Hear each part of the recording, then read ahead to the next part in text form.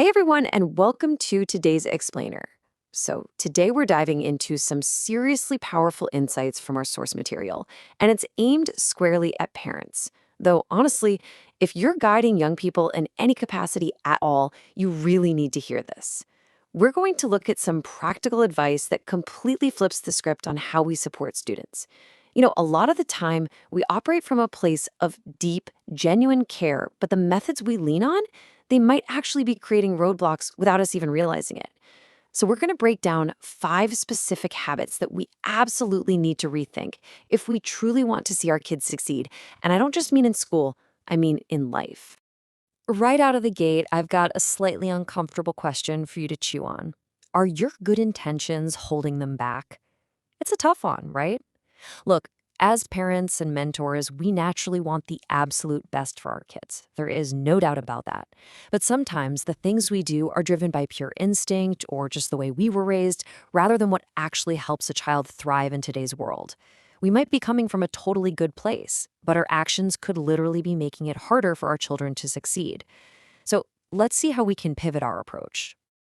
All right, let's get into it. Rethinking good parenting intentions. We're talking about moving from emotional reactions to strategic support. Which brings us to our first major area. Stop comparing and insulting.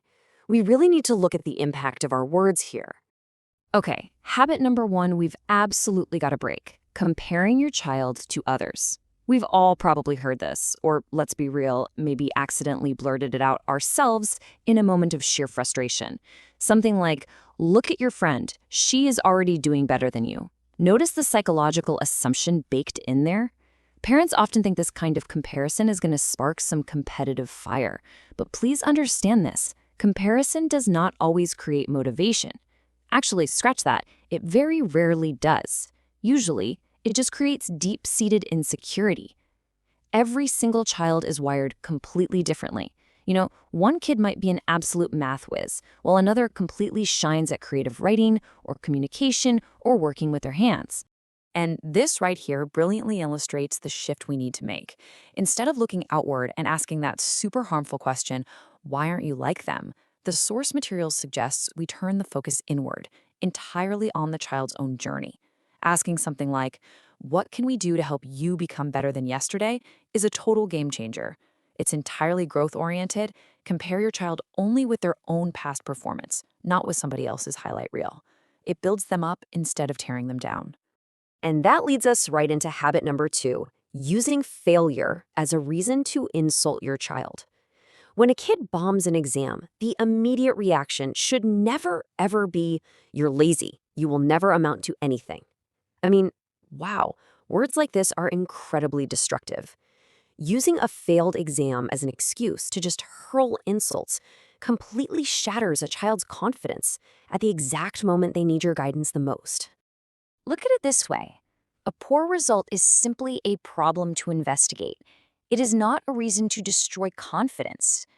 A failed math test is an event. It's something that happened. It does not have to become your child's entire identity. We really need to detach our own emotional disappointment from the practical reality of the situation. So instead of getting mad and tossing out insults, the source material suggests running through a diagnostic checklist like this. Get curious. Ask yourself, did they actually understand the subject? Did they put in enough study time? Did they even have the right learning materials in front of them? Were they totally distracted during their prep? And perhaps most importantly, are they struggling with something emotionally or academically beneath the surface? Because once you ask these questions and actually understand the problem, then you and your child can start working together on a real solution. Okay, next section, fostering independence over hand-holding. Basically, teaching them how to actually think. This is habit number 3 to break, doing absolutely everything for your child. Look, as parents, we naturally want to swoop in and help. But there is a massive difference between helping and doing. If your kid is stuck on a homework problem, try this sequence instead. First, resist the urge to just give them the answer. Bite your tongue. Then step 2, ask them what they actually understand about the question. Step 3, see what they've tried so far. And finally, help them pinpoint exactly where they hit a wall. By doing this, you aren't doing the work for them, you're essentially teaching them how to think critically and solve problems on their own. And why is this so absolutely crucial? Well, because eventually, you're not going to be sitting next to them during every exam in school or during every challenge they face as an adult. The goal of parenting isn't to make your child dependent on you forever.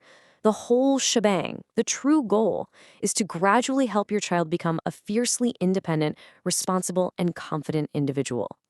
Moving right along to grades, labels, and root causes, we really need to start looking beyond the report card. Habit number 4 is stopping this intense laser focus only on grades. Yes, for sure, grades are important, but your child is so much more than a letter or a number on a piece of paper. If you only ever ask, "What did you score?" you're severely limiting their development. But shifting that to, "Hey, what did you learn?" or "What was difficult for you?" or even, "What can we tweak before the next test?" that completely changes the conversation. It takes it from one of judgment to one of continuous growth. Because honestly, this is where the real magic happens. The source material highlights these real-world skills that matter enormously, but almost always skip the report card. We're talking about effective communication, time management, and critical thinking. How do they handle failure when things go totally south? Do they step up and take responsibility? Can they learn independently? These are the traits that actually define success long after graduation. They outlast any single test score. Which leads us to habit number 5, and wow, this one is incredibly important. You have got to stop assuming your child is lazy. It is just so easy, right? When a kid isn't performing well, we just slap that lazy label on them. It's a quick, effortless assumption to make. But here's the reality. It is almost always wrong. Or at the very least, it's an incomplete picture. Before you ever use the word lazy again, you really need to look under the hood. Maybe they genuinely just don't understand the subject. Or, get this, maybe no one ever actually taught them how to study effectively. Could it be poor time management skills? Or perhaps they're just spending way too much time distracted by their phone? A really big one is fear. Maybe they are just so terrified of failing that they figure, why even try? Or maybe they simply need some extra academic support. There are just so many hidden variables that affect a child's ability to sit down, concentrate, and perform. So the big takeaway here is don't just label the behavior, find the cause of the behavior. Labels just shut down progress, but investigating the root causes, that throws the door wide open to solutions. Because when you finally understand the real reason behind what looks like laziness, you can actually begin to solve the real problem at hand. Which brings us to our final section, raising capable human beings. Let's talk about your true role as a parent. Ultimately, your role isn't simply to badger your kids until they get good grades. Your role is to help them develop into confident, responsible, capable, and independent humans. And to do that, let's do a quick recap of the 5 habits we really need to consciously drop. Ready? Stop comparing them to others. Stop insulting them when they fail. Resist the urge to do everything for them. Stop obsessing only over final grades. And lastly, stop assuming a struggling child is just being lazy. So once you strip away those 5 negative habits, what do you replace them with? Well, you listen to them. You guide them through their inevitable challenges. Encourage their efforts, even the messy ones. Teach them how to think and how to study. And above all, support them unconditionally. Don't just push your kids to succeed. Help them actually understand how to succeed. I want to leave you with a little something to ponder today. Looking at those 5 habits we just unpacked, which of these mistakes do you think parents genuinely struggle to let go of the most? It definitely requires a lot of self-reflection. And hey, if you're a student watching this right now, think about what you wish your mentors understood about your education based on what we've talked about today. Keep learning, keep growing, and keep moving forward. Thank you so much for hanging out with me for today's explainer, and I will catch you in the next one.